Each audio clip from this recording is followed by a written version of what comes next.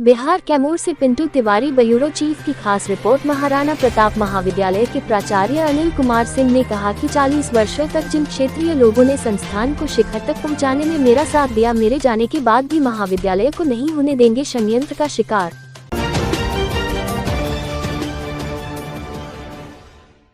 कैमूर जिले के मोहनिया में स्थित महाराणा प्रताप महाविद्यालय के प्राचार्य अनिल कुमार सिंह के द्वारा रविवार को प्रेस कॉन्फ्रेंस किया गया। प्राचार्य अनिल कुमार सिंह ने कहा कि बीते 40 वर्षों से महाराणा प्रताप महाविद्यालय में सेवा दे रहे थे। अब 1 महीने बाद मेरा कार्यकाल समाप्त होने जा रहा है। मैं सार्वजनिक तौर पर अपने हृदय तल से मोहनिया के उन तमाम महानुभावों को धन्यवाद, आभार, शुक्रिया ज्ञापित करना चाहता हूं, जिन्होंने अपना बहुमूल्य योगदान देकर इस महाविद्यालय को संस्थापित किया तथा इतने लंबे समय तक मुझ पर भरोसा और विश्वास करके महाविद्यालय की जिम्मेदारियां सौंपी। यह महाविद्यालय मेरी कर्मभूमि है, जिसे मैं अपना 40 वर्ष देकर सजाने संवारने का काम किया हूं, और यह सच है कि इसके बदले में महाविद्यालय ने भी मुझे बहुत कुछ दिया है। विगत वर्षों में महाराणा प्रताप महाविद्यालय ने कई बार राजनीतिक, आर्थिक और अन्य षड्यंत्रों का सामना किया है, परंतु कभी पीछे मुड़कर नहीं देखा। एक संस्था के रूप में बिल्डिंग, शिक्षा और विशेषकर अनुशासन के लिए महाविद्यालय का नाम महाराणा प्रताप की अमरता की तरह आज तक अक्षुण्ण रहा है।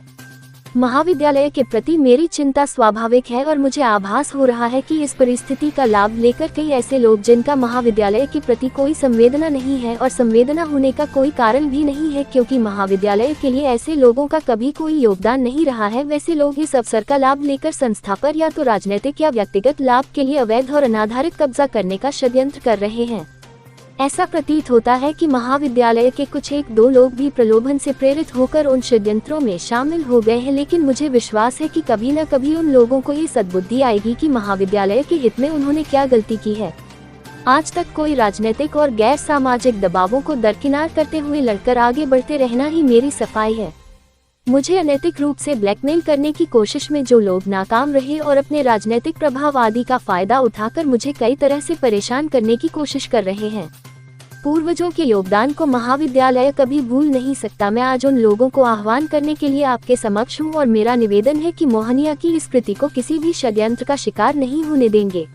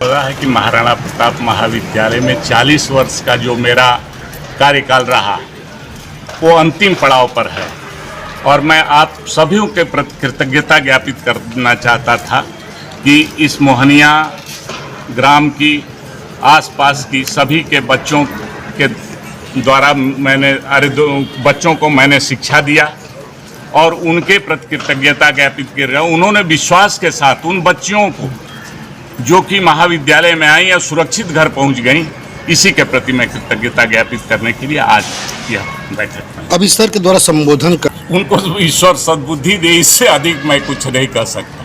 तो कौन लोग हैं सर? नाम तो मैंने पहले भी कह दिया कि मैं नाम नहीं बताना चाहता।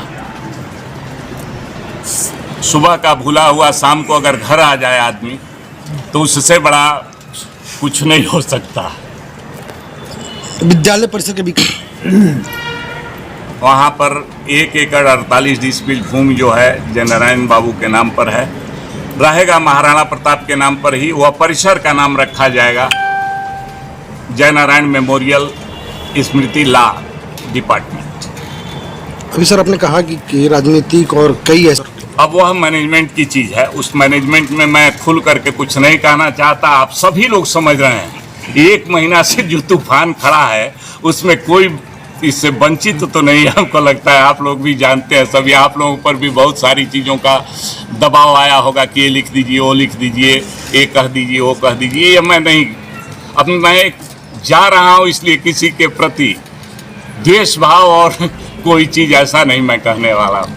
उनके लिए क्या कहना चाहेंगे सर जो आपको डिस्टर्ब? प्रार्थना मैं कर रहा हूँ कि उनको सद्बुद्धि मिले, ईश्वर जल्द से जल्द सद्बुद्धि दे कि महाविद्यालय के विकास में और महाविद्यालय के उन्नति के मार्ग